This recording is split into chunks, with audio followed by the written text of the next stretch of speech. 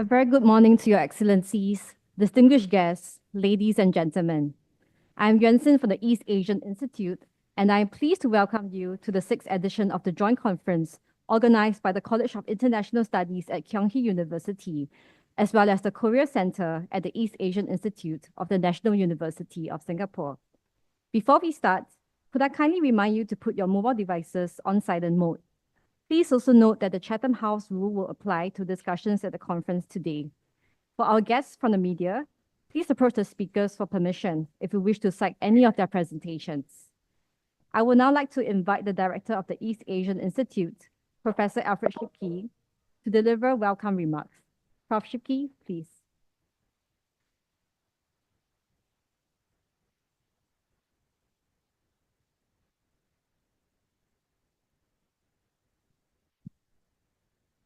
Thank you, Yuan-Sin. Good morning, the excellencies, colleagues, and friends.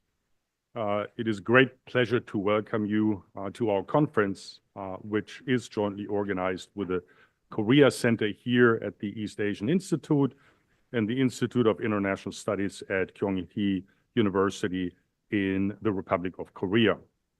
For those who are not familiar with the Korea Center, it is the first research center in Southeast Asia dedicated to the study of contemporary Korean politics, economy, society, and international relations. The center also closely examines the North-South relationship and interaction and developments in the DPRK. The timing of today's conference could not be more appropriate. Donald Trump is back. And although his administration has only been in office for a few weeks, we find ourselves navigating a profoundly different global landscape. His recent announcements, including the imposition of a 25% tariff on aluminum and steel, reciprocal tariffs, as well as his direct engagement with President Putin, will have far-reaching implications for the Korean Peninsula, East Asia, and the broader international order. And if that's not enough, these developments unfold amid the political uncertainty in the Republic of Korea, further complicating the regional outlook. Now, fortunately, we have assembled an outstanding lineup of speakers to explore the implications of the second Trump administration. It is important that we examine these shifts from all angles, particularly how disruptions to the global and regional order might lead to new alignments. A transactional and unilaterally US approach will undoubtedly strain East Asia's trade, supply chains, and security architecture. However, this could also create opportunities for alternative regional collaboration. The question is it realistic to consider that frameworks such as the ASEAN +3, the ASEAN Regional Forum, and the East Asian Summit will not only endure, but perhaps gain greater significance in this evolving geopolitical landscape? Additionally, the new US administration might seek to reopen diplomatic channels with North Korea, potentially setting the stage for another Trump-Kim summit in Southeast Asia. And I think Singapore say, we're ready to receive you, if conditions permit. Yet, the fundamental security challenges on the Korean Peninsula remain deeply complex and unresolved.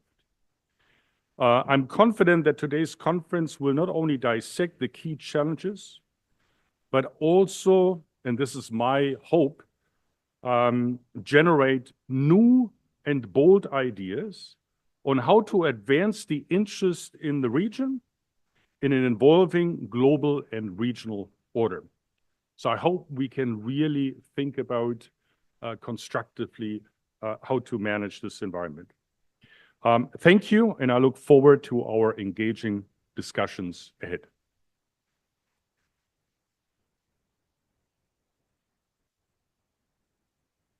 Thank you, Prof. Schipke.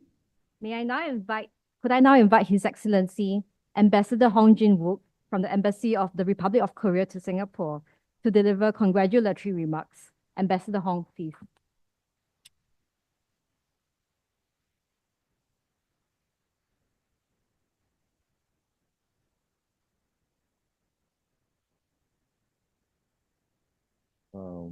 Professor Alfred Schipke, the Director of EAI, Ambassador Bilahari Kausikan, Kyung, Professor Lam Pong of Korea Center, and many other distinguished participants and guests, including Professor Lee Shin-hwa. Thank you for coming, including several colleagues from the diplomatic corps and from my neighborhood. Thank you. Good morning and happy Valentine's Day. Happy Valentine's, right? We have to talk about second Trump administration on Valentine's Day morning. I'd like to thank and congratulate EAI and KIC for hosting this meaningful and very timely conference on how to survive the second Trump administration. As you may be aware, EAI hosts the Korea Center.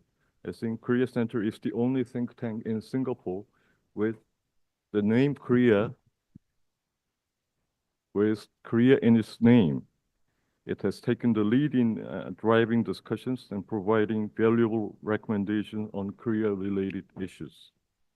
Despite the political turmoil, a little bit of political turmoil back in Korea, I have to say that KIC has dedicated significant resources to both organizing and participating in this conference, reflecting its long-lasting strong commitment to regional dialogue.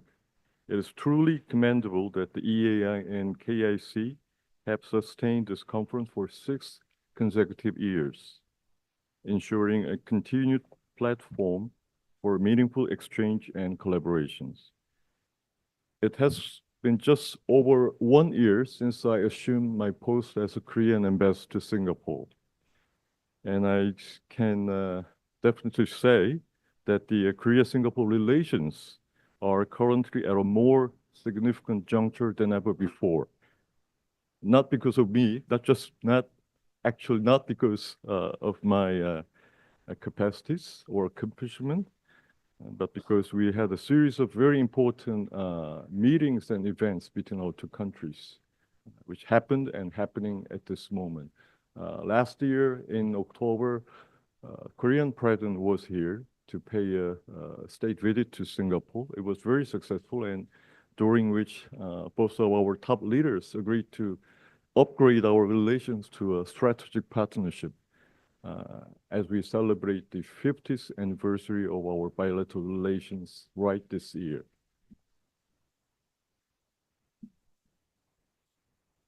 Everybody knows that, right?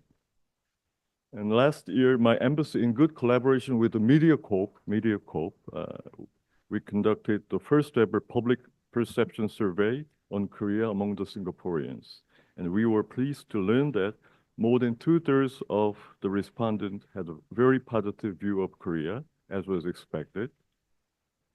However, the fact that the majority of this positive perception originated from the very Hallyu, the Korean wave, suggests that there is still a long way to go in strengthening much sustainable bilateral relations. As I mentioned in my interview with the MediaCorp last October, for our two countries to upgrade our relations, we have to pursue more substantial interaction between our two people, going beyond the level of just consuming each other's culture, like K-pop, K-drama, chili crab, and chicken rice. In this sense, with the participation of the esteemed academic communities from both of our countries today, I'm sure today's conference will contribute to enhancing mutual understanding between our two people on key foreign policy related issues. As Mr. Schipke rightly mentioned, the outcome of last US presidential election resonates far beyond its borders, particularly in regions like East Asia, where the intricate balance of power is often influenced by the American policies. The second Trump administration has already begun to raise the question about continuity, change, and the future of U.S. engagement in this region. During President Trump's first term, we witnessed a series of unprecedented development, including the direct summits between Kim Jong-un and Donald Trump right on the Sentosa Islands, shifts in trade policies, and efforts to recalibrate the alliance structure. These actions, being bold, left a mix of accomplishment and unreserved challenges that continue to shape the regional security. For the Korean Peninsula, the stakes are even higher.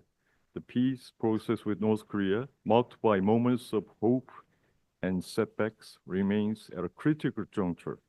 A second Trump administration might bring renewed engagement or further unpredictability.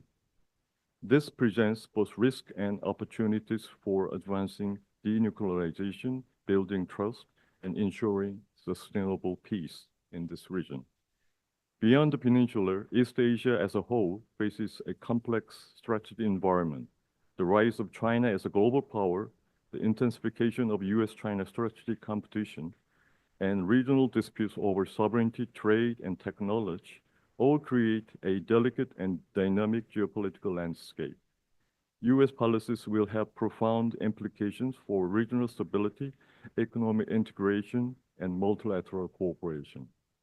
This is why I believe this is a moment for all nations in East Asia to demonstrate resilience, adaptability, and a commitment to dialogue. Republic of Korea, with its strategic location, vibrant economy, and strong alliance with the US, has a critical role to play in shaping the future of our region. We must also not lose sight of the importance of multilateralism. Regional institutions like ASEAN and international frameworks must be strengthened to address shared challenges, from security threats to climate change and economic recovery in the post-pandemic era. Singapore, as a hub of diplomacy and a beacon of multilateral cooperation, has an essential role in fostering these efforts. In this unprecedented period of geopolitical turmoil, Asian diplomacy is more important than ever before. Given that ASEAN is one of South Korea's most important partners in the world, we will deepen our cooperation with ASEAN countries to address international challenges, to enhance regional stability, and to promote common economic growth under any circumstance. While it is true that there have been some concerns regarding South Korea's recent political situation, just some concerns, the international community has recognized the resilience of our democracy and the proper functioning of its constitutional procedures. Regardless of recent changes in domestic political landscape, South Korea has consistently expanded its active diplomacy and economic cooperation with its ASEAN partners based on long-standing bipartisan support. I once again say bipartisan support from Korean society, which was evidenced by the existence of the New Southern Policy of the previous government, and also the we have what we call KIC, Korea-ASEAN Solidarity Initiative of the incumbent government. And we will continue to intensify this approach on and on. The last page. Don't be too disappointed. For example, Korea plans to expand the Korean ASEAN-Korea Cooperation Fund, AKCF, on a very larger scale, and sustain initiative like the Korea-ASEAN Digital Innovation Flagship Project, KADIP. Additionally, building on last year's elevation of Korea-ASEAN relations to CSP, Comprehensive Strategic Partnership, Korea aims to establish the plan of action to implement the ASEAN-Korea CSP for the years from 2026 to 2030, which should be in line with the forthcoming 2045 Asia Community Vision to be adopted in this May in Kuala Lumpur. Going back to the 50th anniversary of the establishment of Korea-Singapore diplomatic relations, I'm happy to share that the commemorative logo for this 50th anniversary has already been unveiled earlier this year. I have a couple of badges in my pocket to share with you after this. And then various commemorative events all throughout this year are being organized. I kindly ask for your active participation, interest, and support. Once again, I'd like to express my gratitude to everyone present here today. Your wisdom and insight will undoubtedly enrich and add significance to today's valuable discussion. Thank you very much. Thank you. I would now like to invite our keynote speaker, Mr. Bilahari Kausikan, who is advisor to the Korea Center and distinguished fellow at the Middle East Institute, to deliver today's keynote address. Mr. Bilahari, please.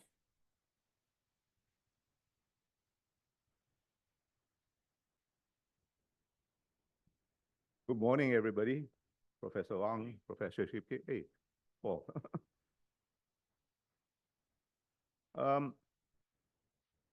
I'm going to address a simple question.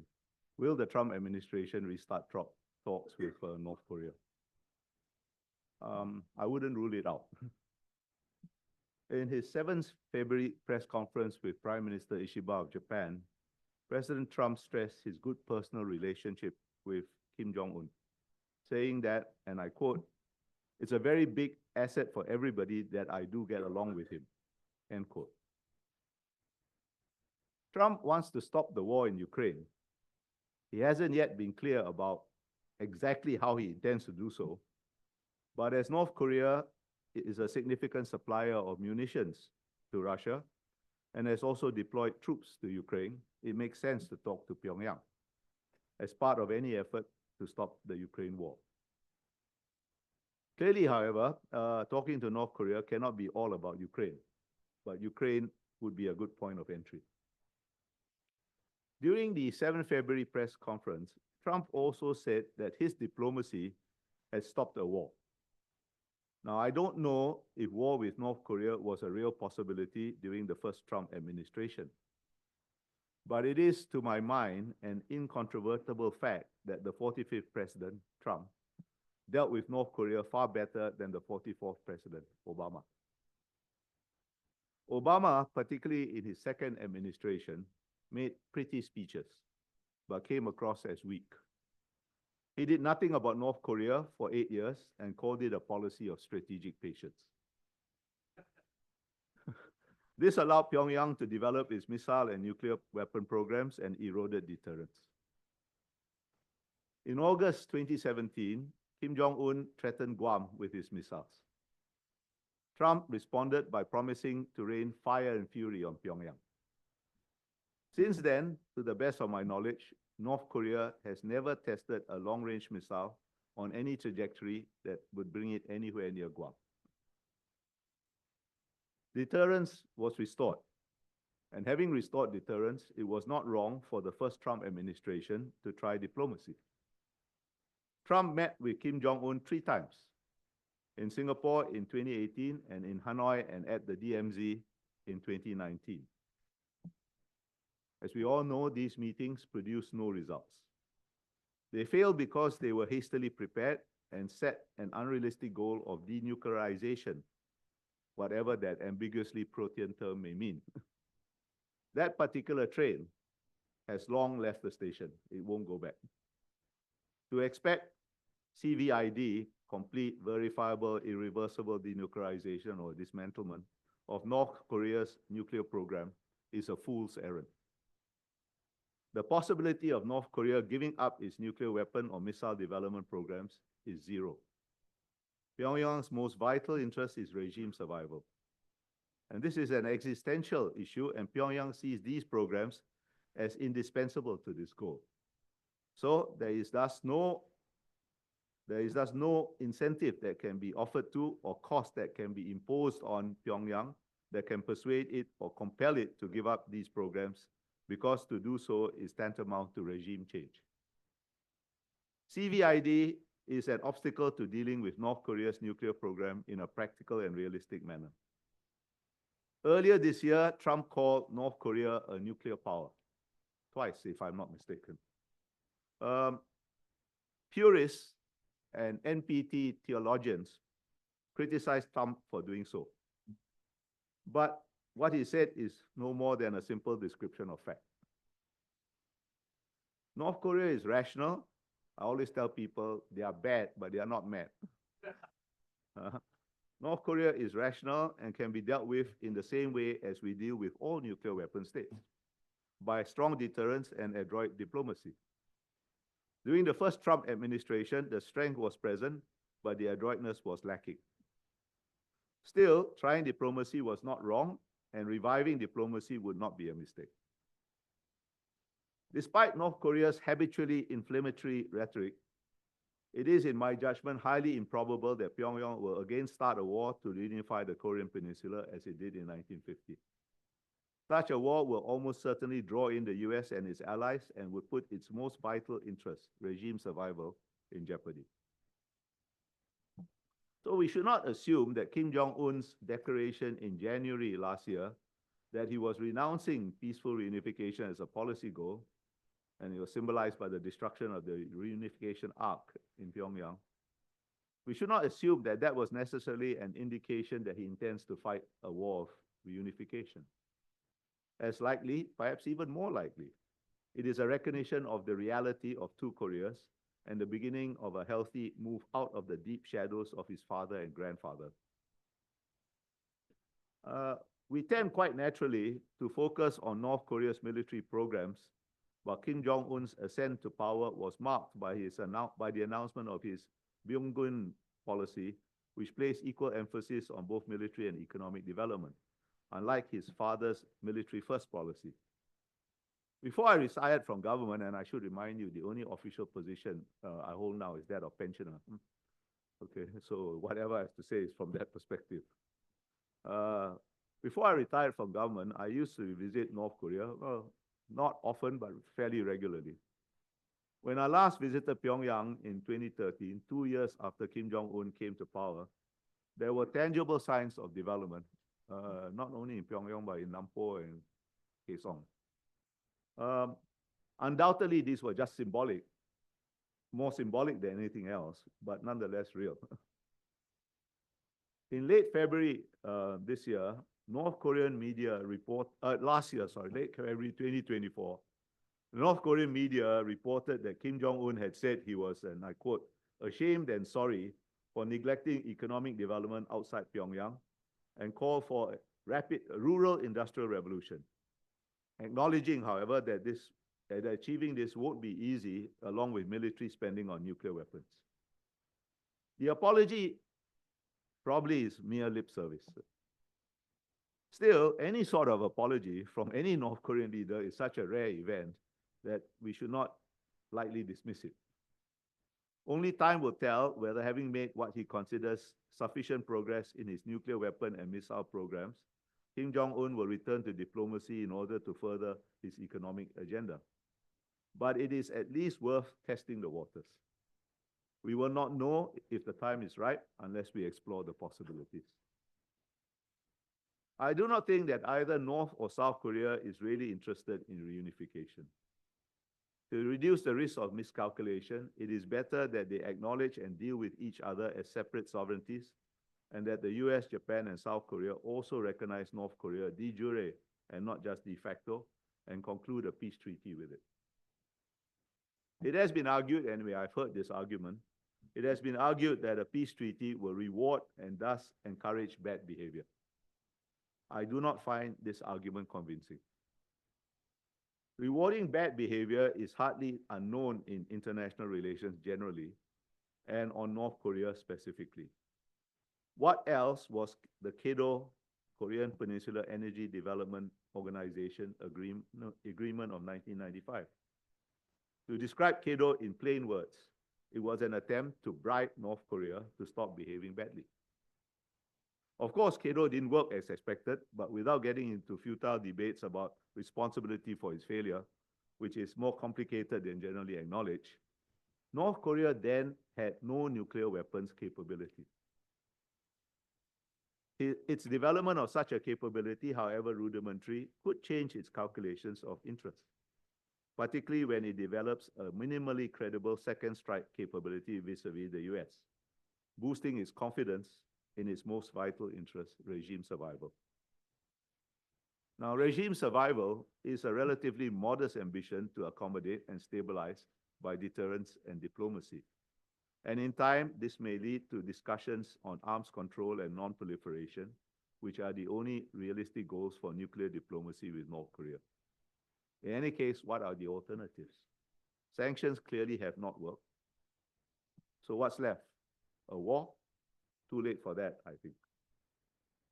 The Biden administration lumped China, Russia, Iran, and North Korea into one ideological category and compared it and contrasted it with the West.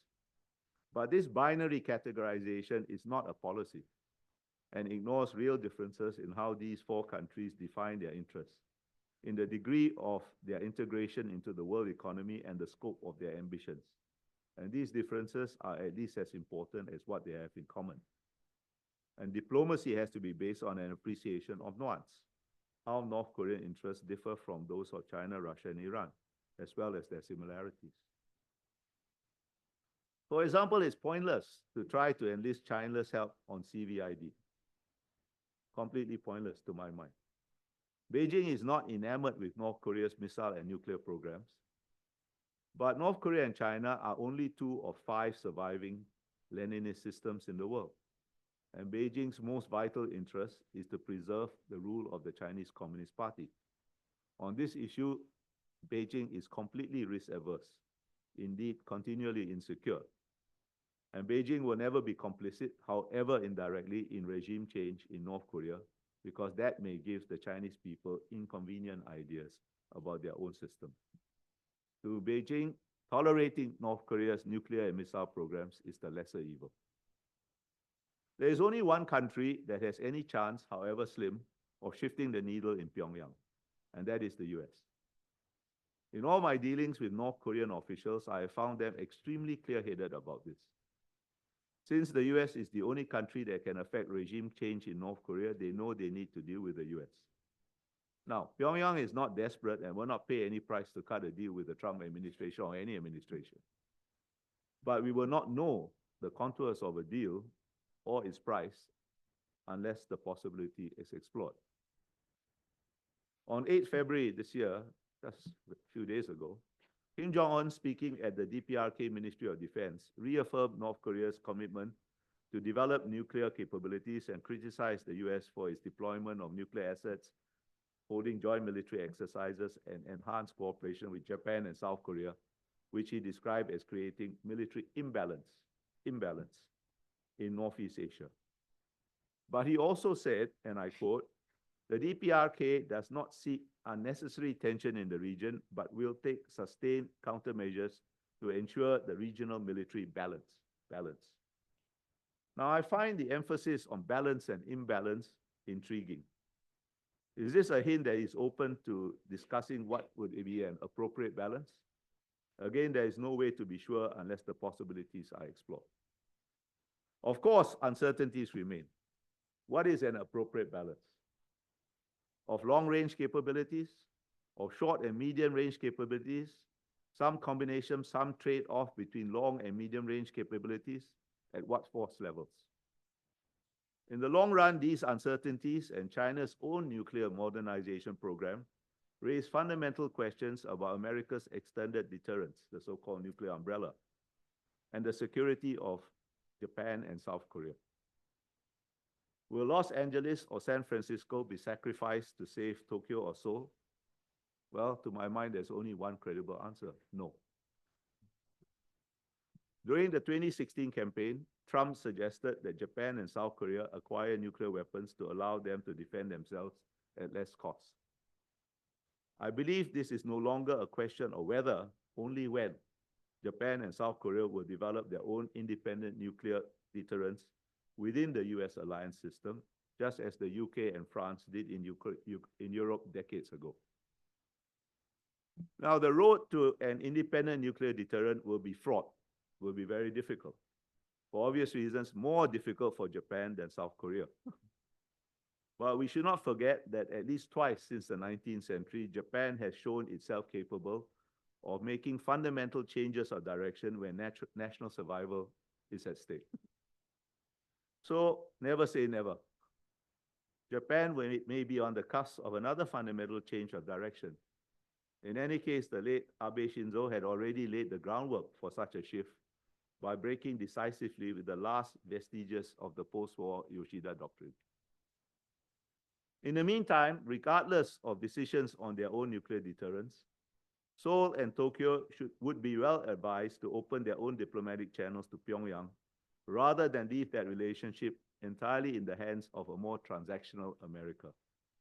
Japanese and South Korean interests on North Korea are not identical with American interests. Thank you for listening to me.